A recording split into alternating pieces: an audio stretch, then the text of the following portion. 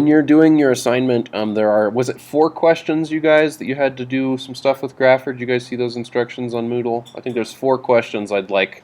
You can just assemble the 4 questions on one page in Microsoft Word. So I'll show you kind of how to do that now. So first, you need to find Grapher, which is, go to Spotlight, type in Grapher. Should come up. Yeah, this little neon-y type thing. Hit enter. It'll give you a choice if you want to look at things in 2 or 3 dimensions. We're just doing 2D, so hit the default is what you want. Choose it.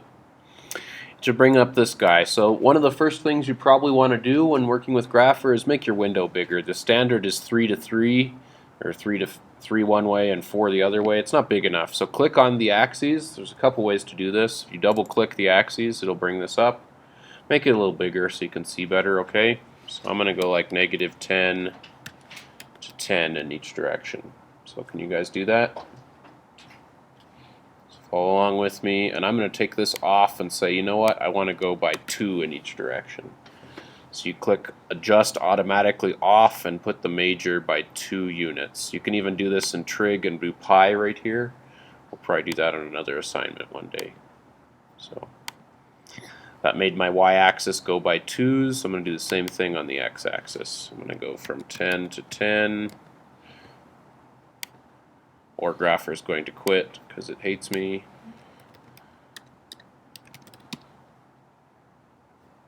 Hey.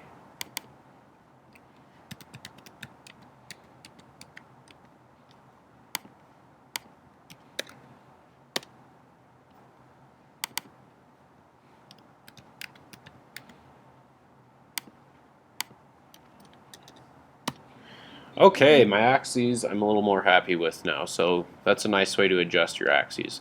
Now what we want to do is if you go up here in the left-hand corner, you can see it has y equals, like your calculator. So you're like, well, crap, our equation up there, our nonlinear system of equations, doesn't say y equals. Not to worry, you can delete, unlike your calculator, and just type stuff straight in implicitly. So I can go x squared. And then I'm going to press the arrow key to come down, just like your calculator. And then I think our equation was plus 3 times xy plus y squared, and that was equal to 22. Boom! There it is. This is a tilted hyperbola, if you're familiar with conic sections, which I don't know if any of you guys really are. Gary, you've seen a little. You and Callie saw a little last year, I know, right? So this is a tilted parabola. Hyperbola, yeah, very, very nice. Yeah, hyperbola. Thanks, Gary.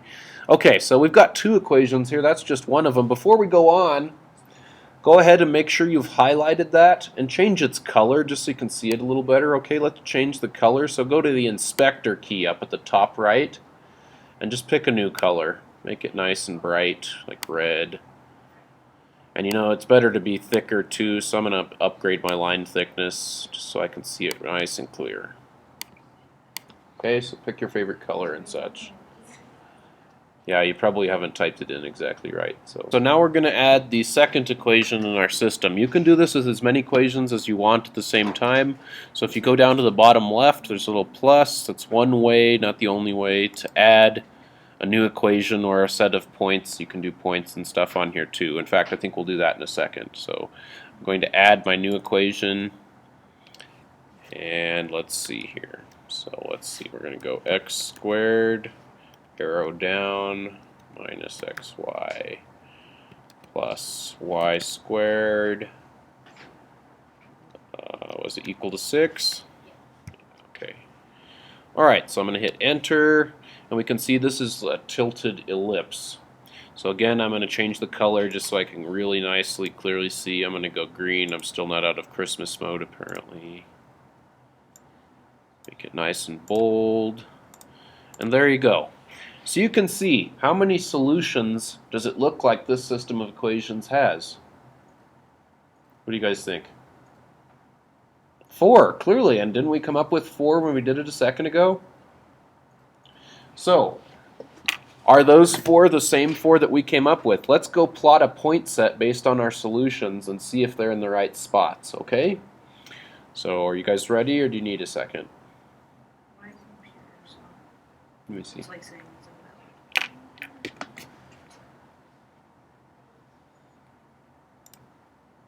Have your hyperbola and your ellipse or whatever other kinds of equations you're working with in your assignment. I'd also like you to, after you've solved them analytically, put the points in so that it looks like that they're in the right spots. So the way you do that is kind of a pain with Grapher. It's not as good as a graphing calculator in this way, but you go plus, and now we're going to add a set of points. And let's add in so you can see it just populates this random set of points. So you can see that it's going to add this little random blue thing. So go to edit the points. And it looks like there's 4. You can add them, you can delete points, however many you want to do. So what was that first point that we claimed was an answer? It was x was what, 1.414?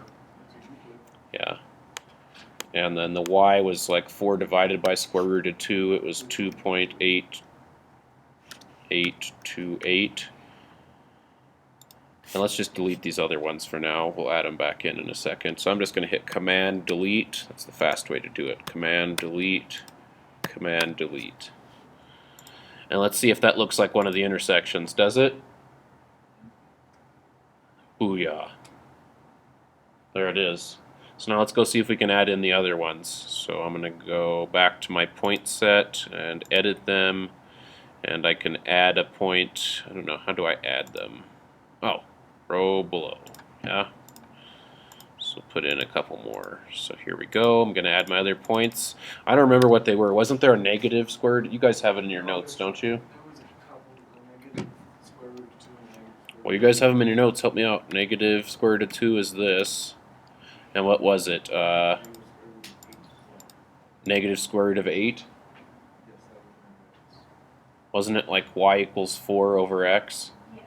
So it'd be 4 divided by negative square root of 2. So what is that? 4 divided by square root of 2 negative. Oh yeah, it's just there's symmetry in this problem too, right? So we could even like kind of look at the answer and kind of guess. So let's look at where that one is. So that's that one. You guys see how it plotted across there? Let's go edit these again. And then there was another one. What was the other one? Was it? Oh, the other x value was square root of 8, Caleb? That's what you're saying? Square root of 8? So what is square root of 8? About 2.828? Oh, okay. 2.8828. And then 4 divided by that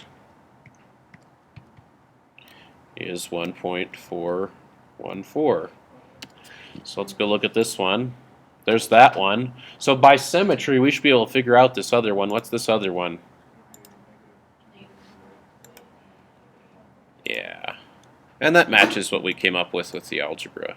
So the key is you're checking in a very cool way, I think, that this matches the algebra that you did. And you can see how it's connecting these points. There's a way to I think fix that. I don't really remember how. Let's see. Maybe we can go to edit. You guys see anything about connectee points? Okay, let's go inspector. Broken lines. Oh, I bet that we don't want a line. Ha! So you can like make it look nice. Let's make the color of the point though be purple for me. There we go. Look at that. Look how pretty that is. So mess around with the inspector and you should get a nice picture that shows you all of the things you have. So what I'd like you to do in your assignment is once you have that finished composition there, screenshot it and just put those images in Word. You've just got 4 problems, so 1 sheet in Word should work. So to screenshot, the shortcut is Command-Shift-4. 3 will do the whole screen. Let's just get like the piece we want. So if you do Command-Shift-4, I just want this part of my screen right there. And it'll screenshot that to your desktop. Here's my screenshot. And then you can just open up a Word document and put it in there. So let me do that with you guys as well. Let's make this look nice and professional, like we're going to use it for something. So I'm going to open up a Word document. And I'm going to go and Command A, Command C. You guys do your favorite shortcuts or just copy and paste however you want. So this is too big. So that's way too big. I don't want to waste a lot of paper, so I'm going to say, here's my first problem. Label it, though. So here's how you do that. So I'm going to say this is problem example 3. You guys tell me what example it is. And then go ahead and type in the equation that it goes with. So I'm going to go here. Pay attention. Document elements. Equation is over here on the right-hand side. And we're going to type in the system of equations. So let me show you how to do that. So there's a lot of options up here. If you go to bracket and you scroll down, you'll see at the bottom there's this system of equations thing. And now you can type in exactly what your problem is, just like we did a second ago. So our system was x squared. X squared, there we go, plus 3xy plus y squared equals 22, and x squared minus xy plus y squared up y squared equals 6. And there we go. There's a completed question. So I'd like you to do that with each of your 4. If you want to add extra stuff, great. But that's kind of what I want for those problems. How'd I get what? The brackety thingy, Callie? Yeah. Yeah, the brackety thingy is in when you get to the shortcut menu, it's under the bracket thing at the bottom. That's where the system of equation things are. Okay? And of course you can come show me that. So I'm going to say that this assignment is due on Monday, so you guys have way tons of time to get it done then. And on Monday we'll start doing some trig. Okay? Alright.